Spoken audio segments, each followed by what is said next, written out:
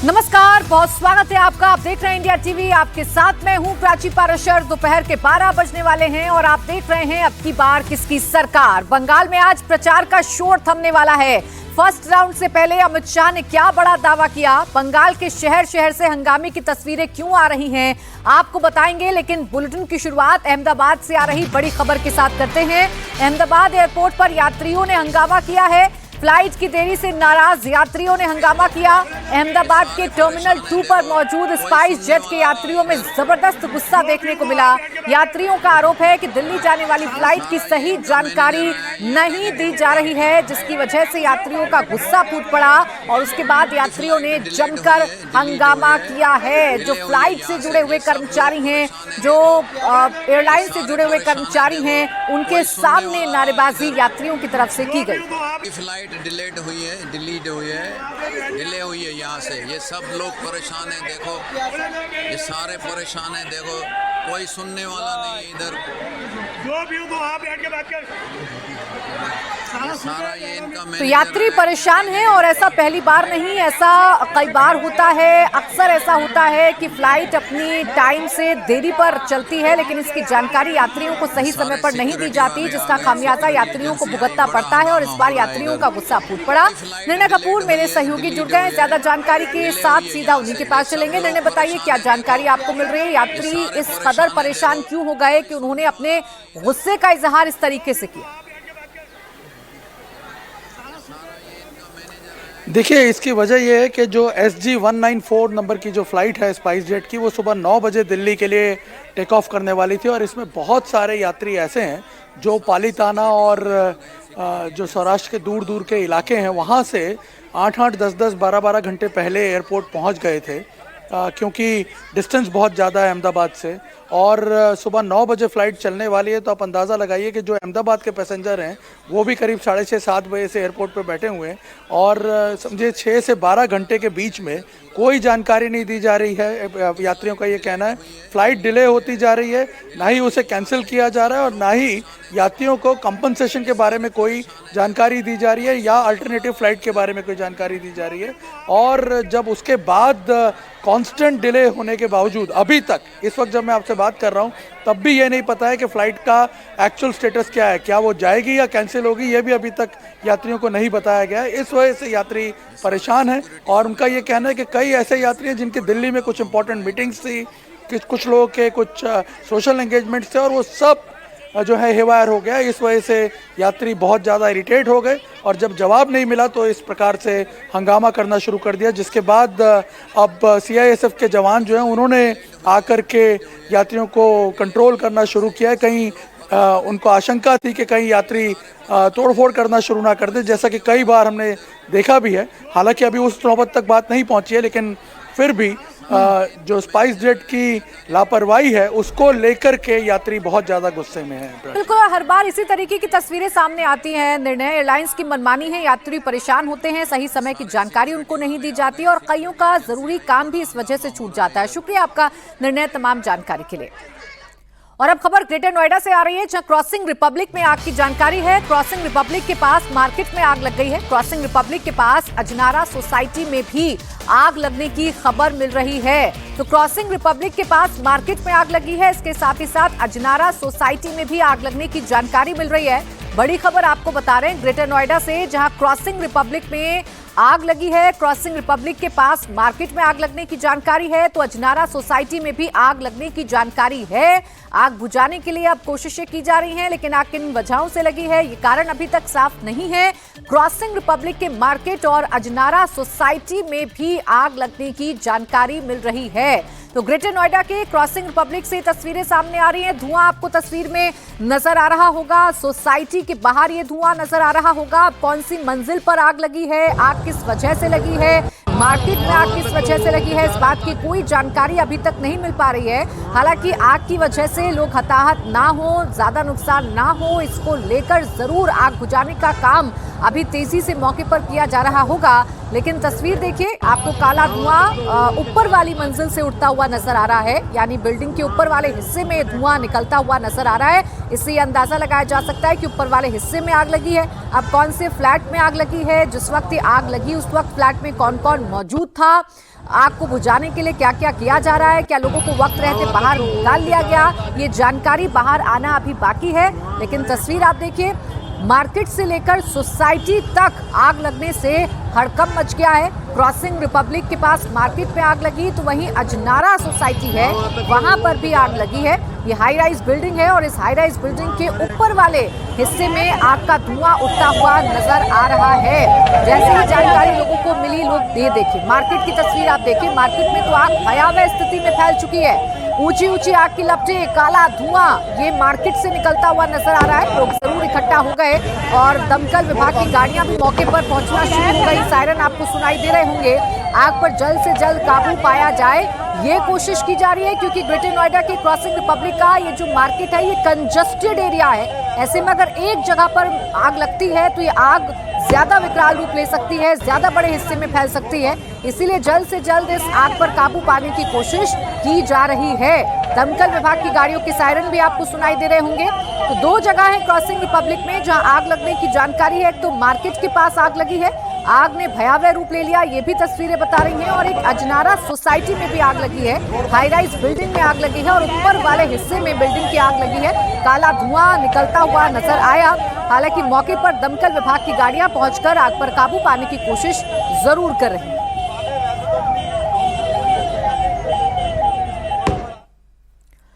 और बात अब बंगाल चुनाव की करेंगे, जहां पहले फेज के लिए शाम 5 बजे चुनावी शोर थम जाएगा। 23 अप्रैल को पहले फेज की वोटिंग होगी। आज प्रचार के आखिरी दिन बीजेपी की कमान केंद्रीय गृह मंत्री अमित शाह संभाल रहे हैं। अब से कुछ देर पहले अमित शाह ने दार्जिलिंग में चुनावी रैली की।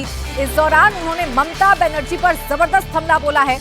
अमित शाह ने कहा कि बंगाल से ममता बनर्जी के जाने का वक्त आ गया है। बंगाल की जनता ममता को टाटा बाय बाय करने जा रही है। अमित शाह ने कहा कि ये चुनाव अन्याय से मुक्ति पाने का चुनाव है। बंगाल में बीजेपी सरकार बनने का दावा कर रही है और उसके बाद दार्जिलिंग और उत्तर बंग की समस्याओं को प्राथमिकता पर सॉल्व किया जाएगा। ये दावा गृह मंत्री अमित शाह की तरफ से किया गया है।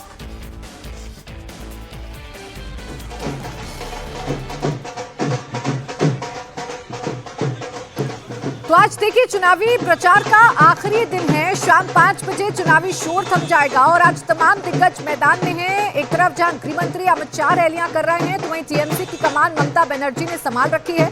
आज ममता भी 4 जनसभाएं करेंगी, अमित शाह भी 4 रैलियां करेंगे और दिल्ली की सीएम रेखा गुप्ता भी बंगाल के मैदान में उतर चुकी हैं। वो भी लगातार रोड शो के जरिए बीजेपी के पक्ष में माहौल बनाने की कोशिश कर रही है। अब आखिरी घंटों में जो मुद्दा सबसे लाउड एंड क्लियर बताया जाएगा, वही मुद्दा जनता के दिल में घर कर जाएगा। इसलिए नेता फाइनल राउंड के इस बैटल में पूरी जान लगा रहे हैं। मैं आपको बताना चाहता हूं, इस बार बंगाल में भारतीय जनता पार्टी की सरकार बनने जा रही है। हम पर जुर्म ढाने वाली दीदी को, ममता दीदी को टाटा बाय बाय कहने का टाइम हो गया है। भाइयों बहनों, चुनाव पूरे बंगाल को टीएमसी के जुर्म से मुक्त करने का चुनाव और एक प्रकार से उत्तर बंग और दार्जिलिंग को वर्षों से हो रहे अन्याय से मुक्ति पाने का चुनाव। आप एक बार भाजपा सरकार बना दीजिए उत्तर बंग वालों। 3 चुनाव से दार्जिलिंग तो कमल के फूल पर वोट कर ही रहा है, मगर बाकी के बंगाल से इतना समर्थन नहीं मिलता था। इस बार पूरा बंगाल तय कर बैठा है कि दीदी को निकालने का टाइम आ गया है। तो पहले फेज के 152 सीटों पर 23 अप्रैल को वोटिंग होगी और उससे पहले आज आखिरी फेज के मतदान के कुछ आखिरी घंटों में लगातार चुनाव प्रचार चल रहा है। बंगाल में चुनाव जीतने के लिए हर पार्टी एड़ी चोटी का जोर लगा रही है। चुनावी कैंपेन को भी निशाना बनाया जा रहा है। कोलकाता पोर्ट विधानसभा क्षेत्र में बीजेपी और टीएमसी के कार्यकर्ताओं के बीच में जबरदस्त भिड़ंत हो गई। अब इस मामले में कोलकाता पोर्ट से बीजेपी उम्मीदवार राकेश सिंह ने टीएमसी पर गंभीर आरोप लगाए हैं। राकेश सिंह ने आरोप लगाया है कि टीएमसी की तरफ से मिनी पाकिस्तान जिंदाबाद के नारे लगाए गए। बीजेपी इस बवाल के लिए लोकल पुलिस और डिप्टी कमिश्नर पर आरोप लगा रही है। हालांकि पुलिस ने इस मामले में बीजेपी के 5 और टीएमसी के 4 कार्यकर्ताओं को अरेस्ट कर लिया है। कोलकाता पोर्ट विधानसभा सीट टीएमसी का गढ़ मानी जाती है। फिरहाद हकीम जो ममता बनर्जी के करीबी हैं और कोलकाता के मेयर भी हैं, इस क्षेत्र में अपनी मजबूत पकड़ रखते हैं। 2021 में फिरहाद हकीम ने बीजेपी के अवध किशोर गुप्ता को भारी अंतर से हराया था। फिरहाद हकीम 2011 और 2016 में भी चुनाव जीते थे। कोलकाता पोर्ट सीट पर 50% से भी ज्यादा मुसलमान हैं, जबकि 40% से ज्यादा हिंदू वोटर हैं। फिरहाद हकीम 2016 में भी कोलकाता के गार्डन रीच इलाके को मिनी पाकिस्तान बता चुके हैं, जिसे बीजेपी ने चुनावी मुद्दा बनाया है और फिरहाद हकीम को लेकर लगातार एग्रेसिव मोड में बीजेपी रहती है। कोलकाता पोर्ट से बीजेपी उम्मीदवार राकेश सिंह ने कहा कि चुनाव आयोग में टीएमसी की शिकायत करेंगे। कोलकाता के इकबालपुर पुलिस स्टेशन के बाहर बीजेपी कार्यकर्ताओं पर लाठीचार्ज किया गया है। दरअसल हुसैन शाह रोड पर बीजेपी कैंडिडेट राकेश सिंह की पब्लिक मीटिंग हो रही थी। इसी दौरान टीएमसी कार्यकर्ता जय बांग्ला के नारे लगाने लगे, जिसके जवाब में बीजेपी ने जय श्री राम के नारे लगाए। इसके बाद तृणमूल कांग्रेस और बीजेपी कार्यकर्ताओं के बीच बहस के बाद भारी बवाल हो गया। बीजेपी उम्मीदवार राकेश सिंह ने इस पूरे विवाद पर क्या कहा है, ये आपको सुनाती हूं।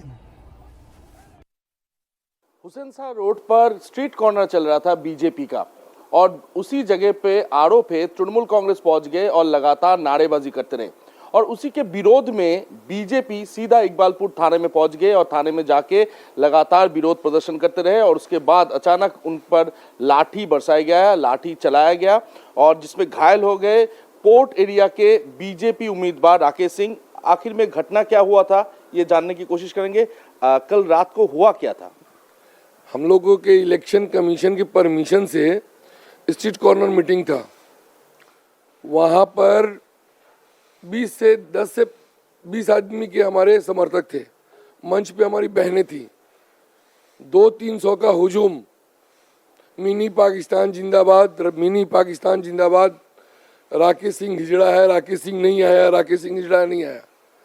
तो जो बहन संचालन कर रही थी बबीता वर्मा जी, वो लाइव कर रही हैं अपना, इसे कि देखिए यहाँ पर सब लोग हमको घेर के कैसे कर रहे हैं। एक महिला को हमने यहाँ का डीसी को फ़ोन किया। डीसी को फ़ोन करने के बाद डीसी का रिकॉर्डिंग है हमारे पास फ़ोन पे। ये है डीसी, आप थोड़ा कैमरामैन को बोलेंगे दिखाने के लिए आपके। ये है डीसी और ये है एनआईए का एक्यूज्ड। ये लोग दोनों जन मिल के कराए। ये एनआईए का एक्यूज्ड क्या नाम है? एनआईए शहबाज। पूरा कलकत्ता जानता है हिंदू मुसलमान का। यहाँ पर एक अभी बहुत बड़ा दंगा हुआ था, इसमें सारा कुछ ये कराया था। उसके साथ में ये डीसी दोनों मिल के कराया है। हम बोले तब तक हम मटियापुर से हम आ रहे, हम पहुंच गए। पुलिस 4, वो लोग 300-400। वही नारा, हम बोले तुम लोग हाथ लगाओ। वहां पे देखिए सिचुएशन, मिनी पाकिस्तान जिंदाबाद, राकेश सिंह हिजड़ा है, राकेश सिंह हिजड़ा है, मिनी पाकिस्तान जिंदाबाद, सब रिकॉर्डेड है, हर कुछ रिकॉर्डेड है। हम ओसी को बोले कि क्या हो रहा है यहाँ पे, है क्या? हम देखिए यहाँ पे सिचुएशन खराब होगा। हम इकबालपुर थाना में गए, हम बोले कि जो इसका एक्यूज्ड है मेरा क्यों नहीं होने दिया गया, मेरा स्ट्रीट कॉर्नर परमिशन था उसके बाद भी क्यों नहीं होने दिया। तो Kolkata port high profile seat है। राकेश सिंह जमानत पर बाहर आए, इसके बाद ही बीजेपी ने इन्हें कैंडिडेट बनाया था। फिरहाद हकीम के सामने ये चुनावी ताल ठोक रहे हैं और इसी दौरान टीएमसी और बीजेपी के कार्यकर्ताओं के बीच में भिड़ंत की तस्वीरें सामने आई। ओंकार सरकार इस वक्त कोलकाता से हमारे साथ जुड़ गए, मेरे सहयोगी। ओंकार, जरा बताइए ये जो घमासान है ये किस बात को लेकर शुरू हुआ? बीजेपी के आरोप तो बड़े गंभीर हैं, मिनी पाकिस्तान के अगर नारे लगाए गए हैं तो क्या कार्रवाई की गई इन लोगों पर? देखिए, बीजेपी की तरफ से गंभीर आरोप लगाया गया है कि तृणमूल कांग्रेस की तरफ से कल रात जब बीजेपी के हुसैन शाह रोड पर स्ट्रीट कॉर्नर चल रहा था बीजेपी का, तब उस जगह पे लगभग 200 से 400 तृणमूल कांग्रेस के समर्थक वहां पर पहुंच गए और लगातार वहां पर नारेबाजी किया गया। और ये गंभीर आरोप भी राकेश सिंह की तरफ से लगाया गया है कि उस जगह पे मिनी पाकिस्तान जिंदाबाद जैसे नारे भी लगे थे। हालांकि स्थानीय लोगों से बातचीत करने पर यह पता चल पाया है कि तृणमूल कांग्रेस की तरफ से उस जगह पे जब स्ट्रीट कॉर्नर किया जा रहा था तब जय बांग्ला के लगातार नारे लगाए गए और पलटा बीजेपी की तरफ से भी नारे लगाए गए जय श्री राम का। तो इसी बीच बहस छिड़ गए और बहस छिड़ने के बाद उस जगह से राकेश सिंह कुछ ही देर में पहुंचे और उस जगह से वो सीधा इकबालपुर थाने पे आ गए और इकबालपुर थाने में आके वो लगातार ये कहते रहे कि जिन लोगों ने इनको घेरा, जिन लोगों ने हमला चलाए, उनको जल्द से जल्द गिरफ्तार करना पड़ेगा। तो इसी आरोप को सामने रखते हुए इकबालपुर थाने के सामने बैठकर लगातार प्रदर्शन कर रहे थे बीजेपी कर्मी समर्थक। और उसी बीच तृणमूल कांग्रेस के कर्मी समर्थक भी थाने के पास पहुंच गए और उनका कहना था कि बीजेपी का जो स्ट्रीट कॉर्नर चल रहा था उस स्ट्रीट कॉर्नर से भड़काऊ भाषण दिया जा रहा था, तो जिससे माहौल बिगड़ सकता था। तो इसीलिए दोनों पक्ष आमने सामने हो गए। पश्चिम बंगाल के चुनावों में माहौल बिगाड़ना या माहौल बिगड़ना बड़ा आसान है, इसीलिए केंद्रीय सुरक्षा बलों की तैनाती की गई है ताकि ऐसे हालातों से निपटा जाए और चुनाव शांतिपूर्ण तरीके से करवाया जाए। ओंकार, आप बने रहिएगा हमारे साथ,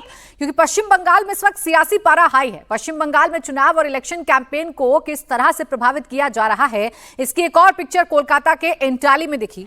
यहां दिल्ली की मुख्यमंत्री रेखा गुप्ता रोड शो कर रही थी, इसी बीच बिजली कट गई और अंधेरा हो गया। बीजेपी का आरोप है कि टीएमसी ने मशीनरी का दुरुपयोग कर स्ट्रीट लाइटें बंद करा दी। हालांकि बिजली कटने के बाद भी बीजेपी का रोड शो नहीं रुका। बीजेपी का रोड शो इसी तरीके से जारी रहा, लेकिन यह आरोप बीजेपी की तरफ से लगाया गया कि जानबूझकर उस इलाके की बिजली काटी गई जहां से बीजेपी का रोड शो होकर गुजर रहा। ये अच्छी बात है कि जो भय और आतंक पहले टीएमसी सरकार के कारण जनता में था, अब जनता के कारण वही भय और आतंक टीएमसी के गुंडों में है। उन्होंने डर के मारे, हमारी प्रत्याशी से डर करके, इस चुनाव प्रचार से डर करके जिस तरीके से इस पूरे मोहल्ले की लाइट बंद करा दी ताकि रोड शो हो नहीं, परंतु जनता ने उन्हें जवाब दिया।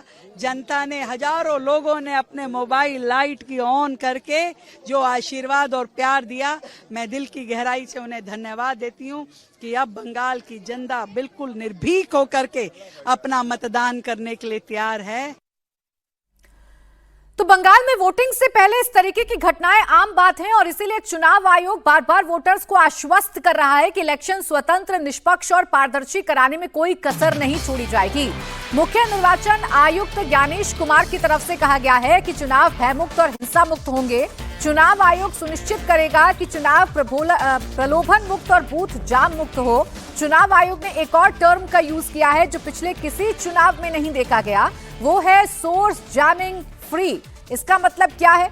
मान लीजिए किसी पार्टी के लोग आपके घर के बाहर खड़े हो जाएं और वोटिंग के सोर्स यानी वोटर को ही बूथ तक ना पहुंचने दें, तो इसे सोर्स जैमिंग कहेंगे। चुनाव आयोग ने कहा है कि चुनाव सोर्स जैमिंग फ्री होगा। चुनाव आयोग राज्य सरकार, स्थानीय निकायों या स्वायत्त निकायों के किसी भी कर्मचारी को चुनाव प्रक्रिया प्रभावित नहीं करने देगा। भयमुक्त चुनाव होगा, ये पहले भी चुनाव आयोग कहता रहा है और अब पहले फेज की वोटिंग से ठीक पहले सोर्स जैमिंग फ्री ये चुनाव होगा। इस बात का ऐलान भी चुनाव आयोग की तरफ से किया गया है। ओंकार, ये बड़ा इंपॉर्टेंट है। चुनाव आयोग अगर मैसेजिंग करता रहेगा तो वो वोटर जो डर की वजह से अपने घर से बाहर नहीं निकलते हैं, अब वाकई जो सोर्स जैमिंग का निशाना बनते हैं, उनके भीतर एक विश्वास जगेगा और वो ज्यादा से ज्यादा संख्या में पोलिंग बूथ तक पहुंचेंगे और वोट कर पाएंगे। देखिए, पिछले कुछ वर्षों में ये देखा गया है कि सोर्स जैमिंग यानी कि जो वोटर के घर के बाहर कई सारे पॉलिटिकल लोगों का पहुंच जाना और उनको घर से ना निकलने देना वोटिंग के लिए, तो इसके ऊपर भी चुनाव आयोग ने काफ़ी ज़्यादा नज़र रखा हुआ है। क्योंकि इस बार जैसे कि देखा जा रहा है कि चुनाव आयोग चुनाव से बहुत पहले ही सेंट्रल फोर्सेस के डिप्लॉयमेंट अलग अलग हिस्सों पे, अलग अलग पॉकेट पे, अलग अलग सेंसिटिव जोन पे किया है, तो ताकि कोई भी ऐसा घटना ना घटे कि वोटर जब वोट देने के लिए घर से निकल ना पाए, ऐसा घटना ना घटे, उसके ऊपर भी खास ध्यान रखा गया है। इसके अलावा चुनाव आयोग के प्रफुल्ल बेन जब कोलकाता में आए थे तब भी ये टर्म के यूज किया गया था कि भय मुक्त इस बार चुनाव किया जाएगा, यानी कि डर के मारे कोई चुनाव वोट डालने ना जाए, ऐसे कोई घटना ना घटे, बूथ जैमिंग जैसे घटना जैसे अक्सर बंगाल के चुनाव में देखा जाता है, ऐसा कोई घटना ना घटे, या फिर टेम्परिंग का जो मामला है, यानी कि काफी समय देखा जाता है कि बूथ जैम करके उसके बाद लगातार वोटिंग डाले जाते हैं। जैम होगा ना, सोर्स जैम होगा ना, डर होगा ना, हिंसा होगी ना, उपद्रव होगा, इसका विशेष ख्याल चुनाव आयोग की तरफ से इस बार रखा जा रहा है और इसी वजह से इस पर सियासत भी हो रही है। शुक्रिया आपका तमाम जानकारी के लिए ओंकार। एक तरफ चुनाव आयोग निष्पक्ष और पारदर्शी चुनाव की बात कर रहा है तो दूसरी तरफ टीएमसी केंद्रीय बलों की तैनाती को लेकर सवाल उठा रही है। टीएमसी सांसद महुआ मोइत्रा ने सोशल मीडिया प्लेटफॉर्म एक्स पर एक वीडियो शेयर किया है। यह वीडियो पश्चिम मेदिनीपुर के सबंग का बताया जा रहा है। महुआ मोइत्रा ने वीडियो 239वीं बटालियन के असिस्टेंट कमांडेंट कल्याण सिंह का बताया है। सांसद ने वीडियो साझा करते हुए लिखा है कि यह घटना पूरे बल और उन सांसदों को शर्मिंदा करती है जो संसद में सीएपीएफ के अधिकारों के लिए लड़ते हैं। उन्होंने सीधे सीआरपीएफ इंडिया कोट करते हुए अपनी नाराजगी जताई है। टीएमसी का आरोप है कि सीएपीएफ जवान बीजेपी के एजेंट के तौर पर काम कर रहे हैं, टीएमसी कार्यकर्ताओं को निशाना बना रहे हैं, उनके साथ मारपीट कर रहे हैं, केंद्रीय बल वोटर्स को डरा रहे हैं। केंद्र सरकार मिलिट्री स्टाइल में बंगाल की सत्ता कब्जाने की साजिश रच रही है। सीएपीएफ के जवान घरों में घुसकर वोटर्स को धमका रहे हैं। तो जितनी बड़ी संख्या में केंद्रीय सुरक्षा बलों की तैनाती हो रही है, उतनी बड़ी संख्या में इस पर सियासत भी हो रही है और टीएमसी को आपत्ति है। टीएमसी को ऐसा लग रहा है कि केंद्रीय सुरक्षा बलों के जरिए इस चुनाव को हैक करने की कोशिश बीजेपी कर रही है।